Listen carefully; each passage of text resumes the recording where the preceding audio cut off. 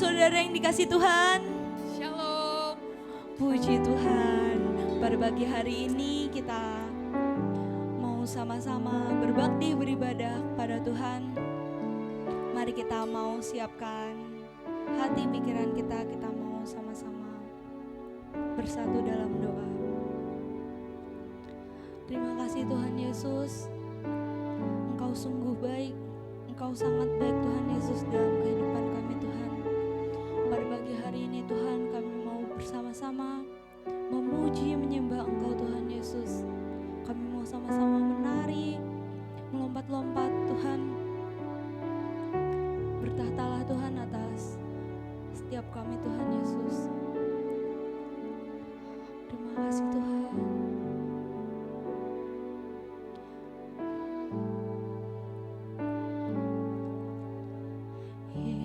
Yesus, Kau sungguh baik.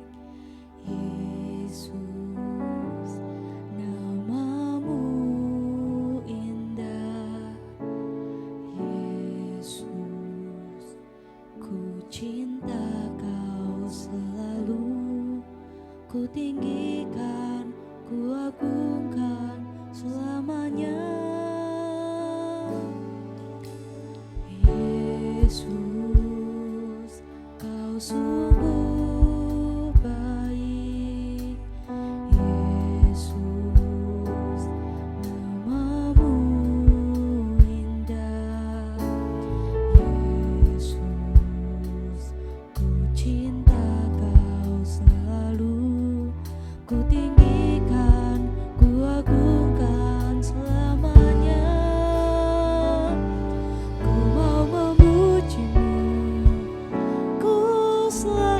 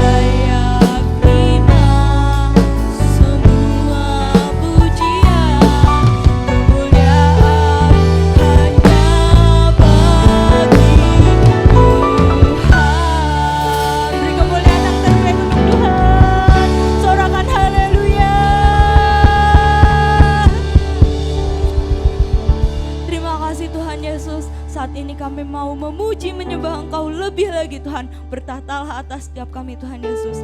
Dalam nama Tuhan Yesus kami sudah berdoa dan mengucap syukur, sama-sama katakan amin. Shalom Bapak Ibu Saudara yang dikasih Tuhan. Shalom. Yang bersuka cita boleh lambaikan tangannya. Puji Tuhan, hari ini kita mau datang ke bait Tuhan dengan penuh rasa sukacita.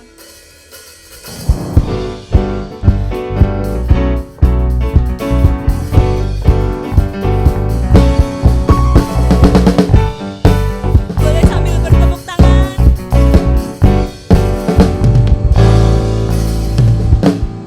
Datanglah ke bait-Nya dengan hati bersyukur, ke dalam pelataran-Nya dengan hati bersuka rasakan dan lihatlah betapa baiknya Tuhan bagi yang berlindung padanya. Akan bersorak-sorai, hey hey, bersyukurlah kepada Tuhan, sebab Dia baik, bahwasanya untuk selamanya kasih setianya. Bersyukurlah kepada Tuhan, sebab Dia baik, bahwasanya untuk selamanya kasih setianya.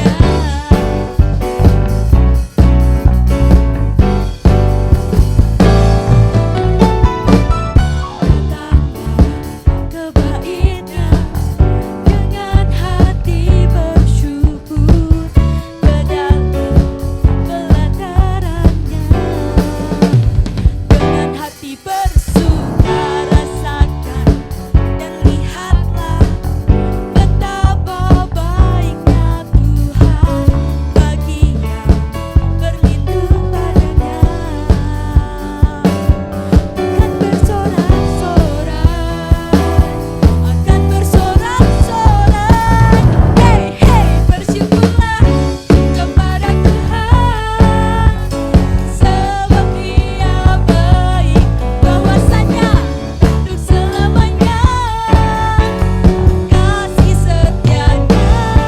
Bersyukurlah kepada Tuhan, sebab Dia baik, bahwasanya untuk selamanya kasih setianya.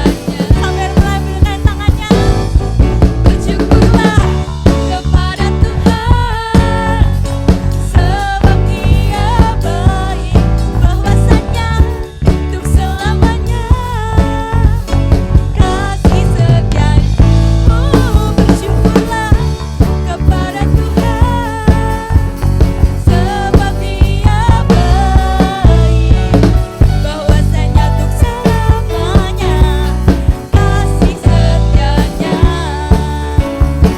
Bahwasanya untuk selamanya, bahwasanya untuk selamanya, bahwasanya untuk selamanya kasih setianya. Berikan sorak-sorai yang kemuliaan untuk Tuhan. Bersyukurlah. Bapak Ibu Saudara dipersilakan duduk kembali.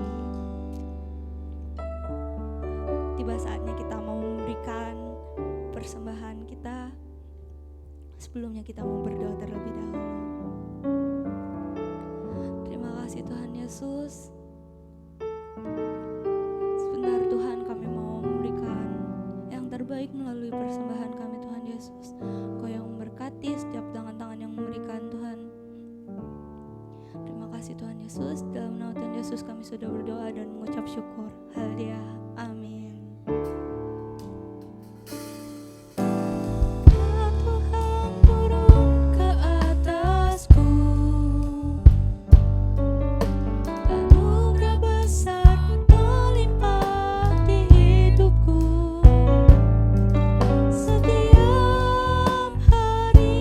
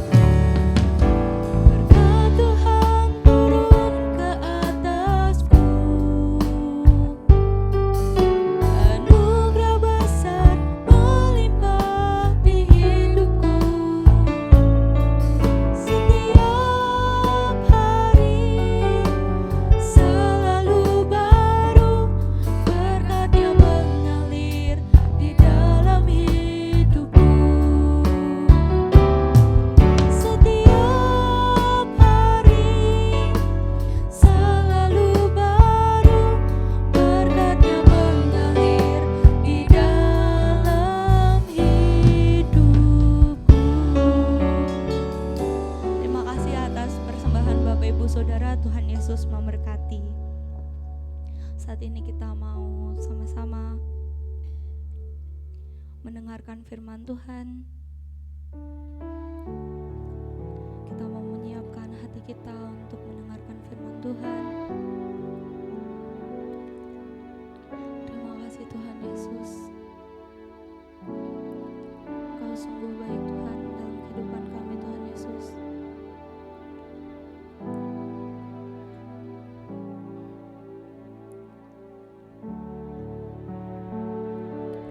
Terima kasih Bapa.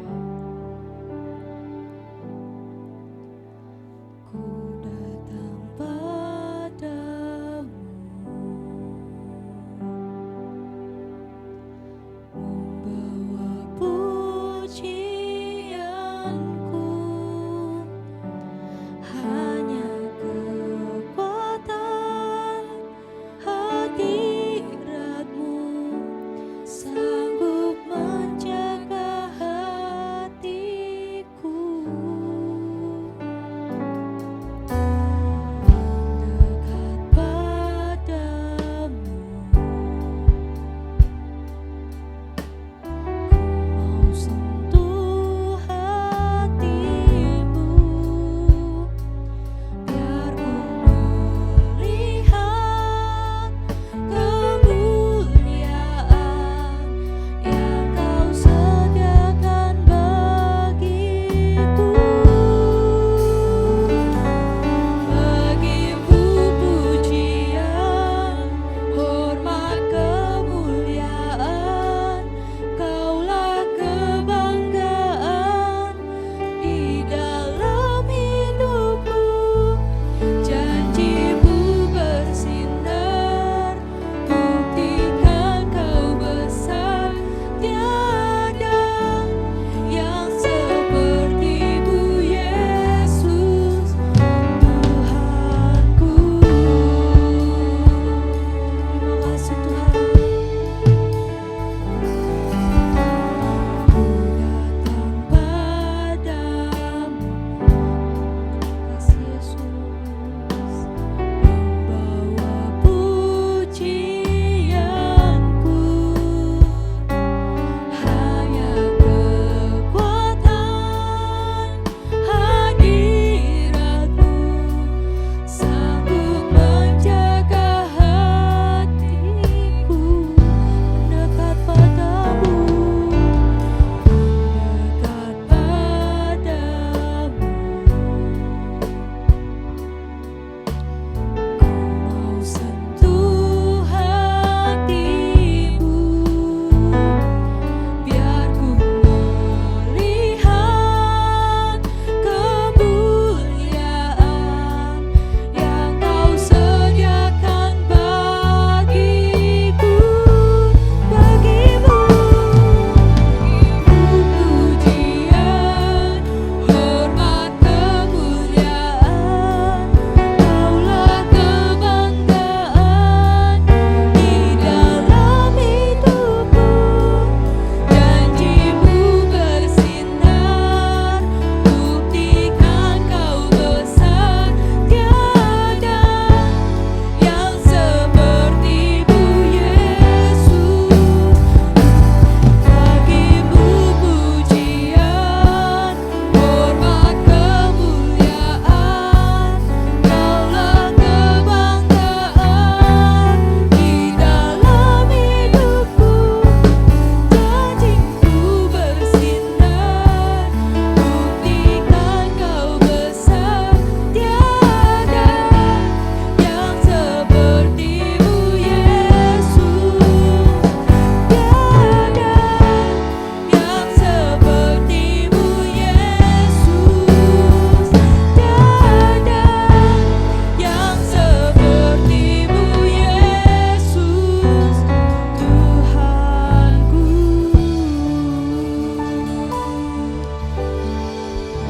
Waktu selanjutnya kami serahkan kepada hamba-Nya. Baik, puji Tuhan, Shalom. Pada saat ini kita bersyukur kepada Tuhan, kita sama-sama mempersiapkan diri untuk mendengarkan firman Tuhan. Sebelumnya saya rindu mengajak kembali Bapak Ibu Saudara untuk menaikkan pujian ini, untuk menghentar kita mendengarkan kebenaran firman Tuhan. Haleluya. Yesus. Kasih Tuhanku, kasih yang sempurna. Kasih Tuhanku tiada berkesudahan. Setiap hari ku rasakan betapa besar kasih-Mu. Kasih Tuhanku, kasih yang sempurna. Kasih Tuhanku tiada berkesudahan. Setiap hari ku rasakan betapa besar kasih-Mu. Firman-Mu ku renungkan siang dan malam. Firman-Mu kan ku pegang dan ku lakukan. Sebab ku yakin, ku percaya janji-janji-Mu dinyatakan. Firman-Mu ku renungkan siang dan malam. Firman-Mu kan ku pegang dan ku lakukan. Sebab ku yakin, ku percaya janji-janji-Mu dinyatakan. Sebab ku yakin, ku percaya janji-janji-Mu dinyatakan. Sebab ku yakin, ku percaya janji-janji-Mu dinyatakan.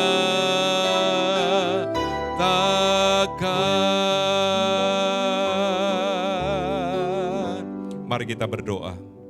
Bapa kami di dalam sorga, melalui kesempatan ini, kami datang di hadapan hadirat-Mu bersyukur atas segala berkat kebaikan-Mu dalam hidup kami. Sebentar kami mau duduk diam di hadapan hadirat-Mu untuk mendengarkan firman-Mu. Bapa, berbicaralah kepada kami. Engkau memberikan nasihat, tuntunan, bimbingan dalam hidup kami. Kami percaya firman-Mu menjadi kekuatan dan sandaran dalam hidup kami. Berbicaralah Tuhan, kami siap mendengar. Di dalam nama Tuhan Yesus kami berdoa, haleluya. Amin. Baik, puji Tuhan. Shalom Bapak Ibu. Saya percaya kita semuanya semua rindu mendengarkan firman Tuhan. Mari kita akan sama-sama belajar firman Tuhan. Tema firman Tuhan pada saat ini adalah dosa penghalang berkat. Nah, yang akan saya sampaikan melalui kesempatan ini adalah tentang dosa kebencian. Nah, saudaraku, kita melihat dan kita telah belajar tentang kehidupan saudara-saudara daripada Yusuf, kehidupan Esau. Salah satu dosa yang dialami oleh mereka dan dimiliki oleh mereka adalah dosa kebencian. Kita tahu pada akhirnya akhir hidupnya seperti apa, saudaraku. Karena itu mari kita akan sama-sama belajar bahwa kebencian itu adalah dosa yang sangat serius yang perlu diperhatikan oleh kita. Dan di antara kita tidak boleh mengidap dosa kebencian. Pastikan hidup kita boleh hidup bebas dari kebencian. Nah, saudaraku yang dikasih Tuhan, saya akan menyampaikan ada 4 bahaya dari dosa kebencian. Mari kita akan sama-sama pelajari 4 bahaya dari dosa kebencian. Yang pertama, saudaraku, kebencian akan menimbulkan pertengkaran. Amsal pasal 10 ayat 12 mengatakan kebencian menimbulkan pertengkaran, tetapi kasih menutupi segala pelanggaran. Saudara yang kasih Tuhan, hampir di setiap pertengkaran yang terjadi dalam hidup kita, dalam hidup manusia, dalam kelompok itu didasari diantaranya dengan yang namanya kebencian. Jadi setiap orang yang bertengkar, baik itu terjadi suami istri, orang tua dan anak, atau antar kelompok, antara karyawan dengan bosnya, itu biasanya dilatar belakangi dengan yang namanya kebencian. Kebencian selalu memakan korban. Kebencian selalu berdampak kepada hal-hal yang buruk dalam hidup manusia. Karena itu saudaraku yang dikasihi Tuhan, kalau ada kebencian di hati kita, di hidup kita, mari segera bereskan.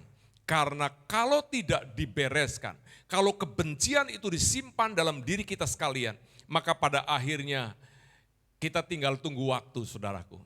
Akan terjadi keributan, terjadi pertengkaran, terjadi namanya permusuhan yang sangat serius. Karena itu dampak atau akibat dosa, kebencian dalam hidup seseorang yang pertama menimbulkan pertengkaran. Bagaimana dengan saudara? Mungkin ada di antara saudara atau di antara kita yang hari-hari hidupnya diwarnai dengan bertengkar, dan bertengkar. Saudara tidak ada untungnya bertengkar, karena bertengkar selalu mencari pembenaran diri dan selalu menganggap diri yang paling benar, selalu menganggap orang lain yang selalu salah. Orang yang selalu bertengkar biasanya cenderung menghakimi orang lain, menganggap dirinya baik, menganggap orang lain jahat, menganggap dirinya benar, menganggap orang lain salah. Tetapi dasar utamanya adalah kebencian. Saudara tidak ada untungnya menyimpan kebencian dalam hati saudara. Karena kebencian yang ditaruh atau disimpan di hati kita itu merupakan bom waktu yang pada akhirnya akan menimbulkan pertengkaran, permusuhan, bahkan yang sangat fatal atau menimbulkan kehancuran dalam hidup kita sendiri. Saudaraku, bahaya dari dosa kebencian yang kedua adalah kita akan kehilangan arah hidup. Kita lihat dalam 1 Yohanes pasal 2 ayat 11 mengatakan, tetapi barang siapa membenci saudaranya, ia berada di dalam kegelapan dan hidup di dalam kegelapan. Ia tidak tahu kemana ia pergi karena kegelapan itu telah membutakan matanya. Saudaraku, orang-orang yang terus hidup di dalam kebencian dan tidak mau membereskan dirinya dengan yang namanya kebencian, maka orang itu dikatakan hidup di dalam kegelapan dan dia tidak tahu arah hidup kemana dia berjalan. Saudaraku, karena dikatakan kegelapan itu membutakan matanya. Mata apa? Mata hati kita, mata rohani kita.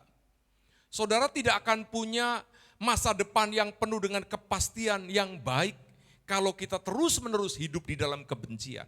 Saudara ingat, kebencian itu membutakan mata kita. Kebencian itu membuat pandangan kita jadi kabur. Kebencian itu membuat kita kehilangan arah. Saudara perhatikan, orang-orang yang terus-menerus hidup di dalam kebencian, dia tidak tahu masa depannya seperti apa, arah hidupnya seperti apa, tujuan hidupnya seperti apa. Karena yang sangat dominan menguasai dirinya adalah kebencian. Setiap hari dia merenungkan kejelekan orang lain, kesalahan orang lain. Yang ada hanya apa? Benci, benci, benci, dan benci. Saudara tahu, kalau kita terus egois, hanya memberikan kesempatan roh kebencian itu mengikat hidup kita, menguasai hati kita, yang rugi bukan orang lain. Yang rugi adalah diri kita sendiri. Karena tanpa kita sadari, kebencian yang sedang merasuk kita, menguasai kita, itu sedang membunuh masa depan kita. Saudara, kalau saudara cinta Tuhan, percaya Tuhan, saudara rindu umur panjang, hidup sehat, mengalami nasib yang baik di masa yang akan datang, lepaskan diri dari bahaya kebencian. Saudaraku, karena itu dikatakan ia tidak tahu arah, kemana ia pergi. Artinya hidupnya selalu berputar di dalam kegelapan. Hidupnya selalu dikuasai oleh kegelapan. Kita tahu kegelapan adalah simbol daripada kuasa jahat yang berusaha membunuh, membinasakan, dan menghancurkan hidup manusia. Artinya kebencian yang sedang melanda hidup kita adalah roh yang sedang menghancurkan hidup seseorang untuk dia tidak bisa memiliki masa depan yang baik. Bahaya kebencian yang ketiga yang harus diwaspadai oleh kita, dikatakan kita tidak memiliki hidup yang kekal. 1 Yohanes 3 ayat 15 mengatakan, setiap orang yang membenci saudaranya adalah seorang pembunuh manusia. Dan kamu tahu bahwa tidak ada seorang pembunuh yang tetap memiliki hidup yang kekal di dalam dirinya. Saudaraku, ternyata kebencian itu memiliki pengaruh yang semakin besar. Bukan hanya membuat arah hidup kita tidak jelas, bukan hanya membuat kita ini suka bertengkar, tetapi orang yang memiliki kebencian adalah disamakan dengan orang yang menjadi pembunuh manusia.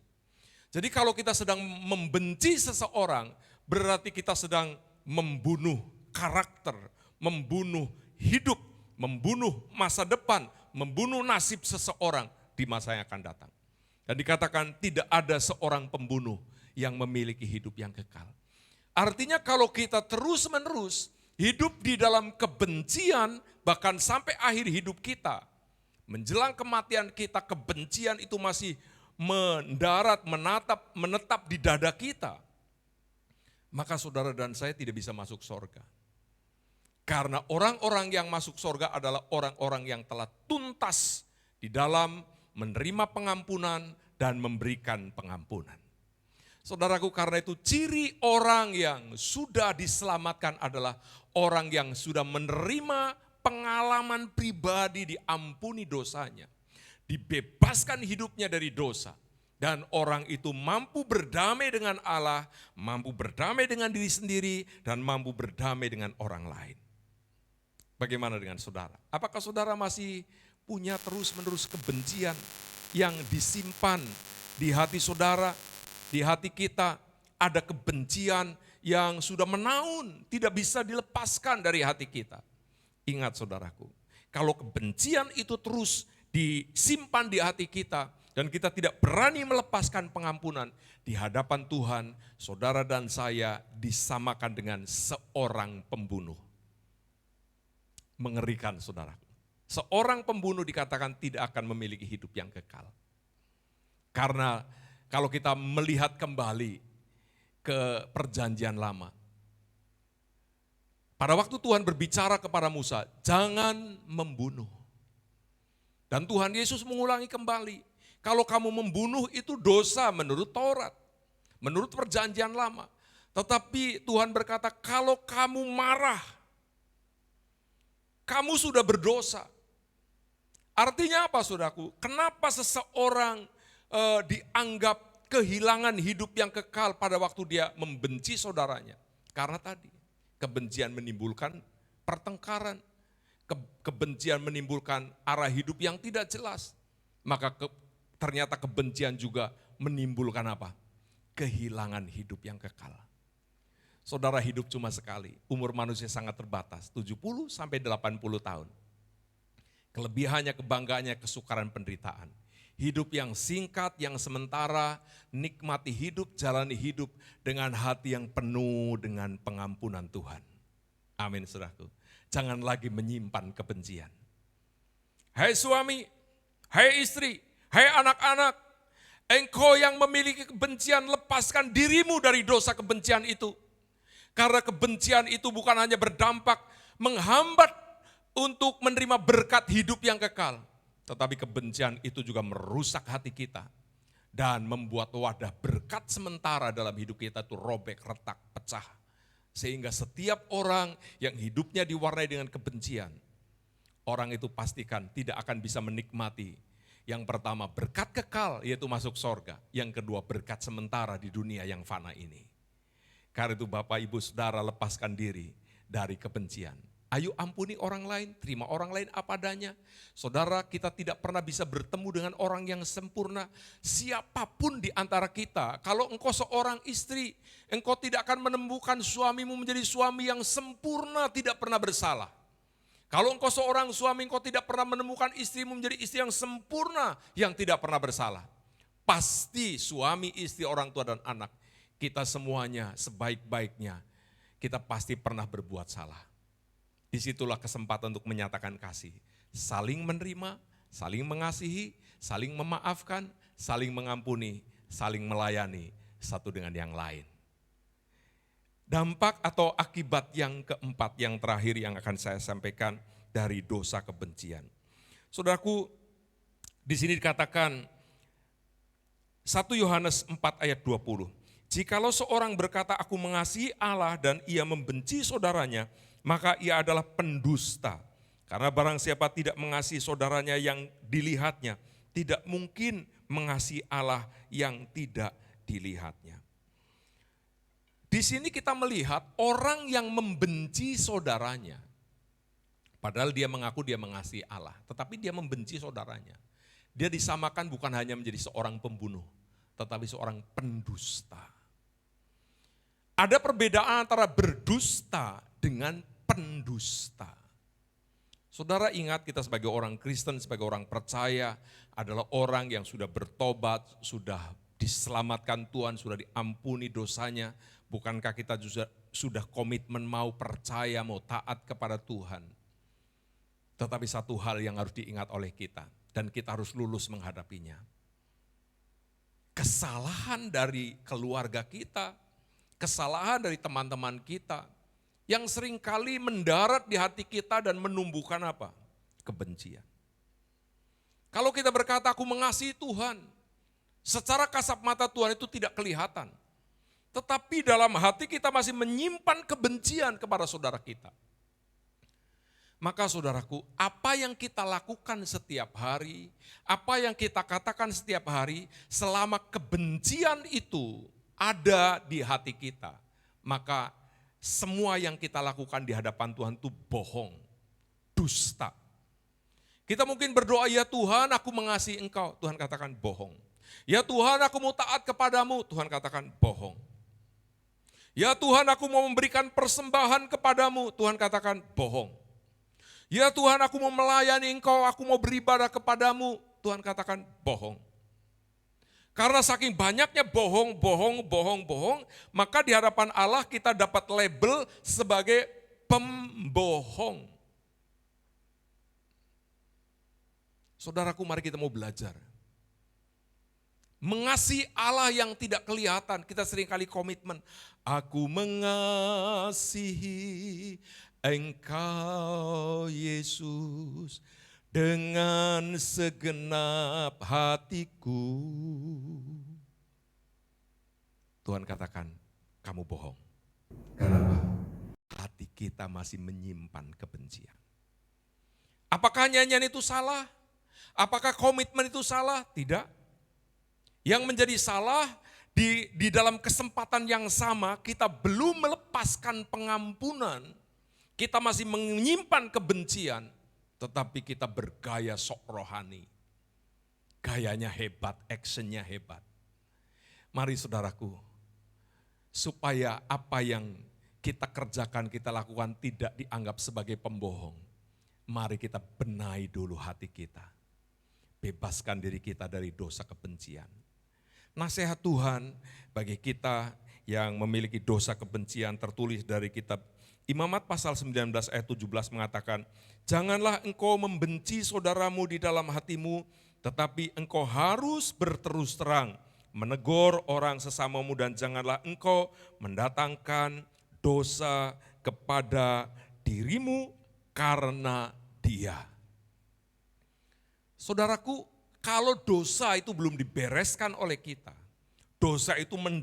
kebencian itu mendatangkan dosa terhadap diri kita karena orang lain. Saudara ingat, barangkali orang lain yang kita benci, orang itu bisa tidur, bisa makan, bisa aktivitas dengan enak. Tetapi saudara menderita sengsara, setiap hari hanya marah, jengkel, kesel, memikirkan orang itu, sementara orang itu mungkin sudah melupakan kesalahannya. Apakah saudara mau terus diikat dengan kebencian ini? Di sini ada dua pengertian. Yang pertama, saudara lebih baik terus terang. Kalau orang itu salah, kalau orang itu melanggar aturan, kita ngomong apa adanya, soal orang itu mau terima atau tidak, itu urusannya dia. Tapi kita sudah menyampaikannya dengan belak-belakan, dengan terus terang, dengan terbuka. Syukur orang itu mau sadar. Syukur orang itu mau memperbaiki kelakuannya. Tetapi seandainya tidak, itu sudah bukan urusan kita. Itu urusannya dia dengan Tuhan. Karena urusannya dia dengan kita sudah selesai. Yang harus kita lakukan adalah kita cepat memberitahukannya. Supaya apa? Tidak menimbulkan kemarahan, tidak menimbulkan kebencian, tidak menimbulkan sakit hati, tidak menimbulkan kekecewaan yang cukup lama mendarat di hati kita.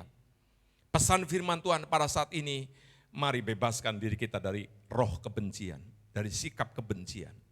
Kita tahu Tuhan rindu umatnya, hatinya bukan dipenuhi dengan kebencian, tetapi dipenuhi dengan kasih sayang, dipenuhi dengan penyerahan diri, dipenuhi dengan hati yang mengandalkan Tuhan.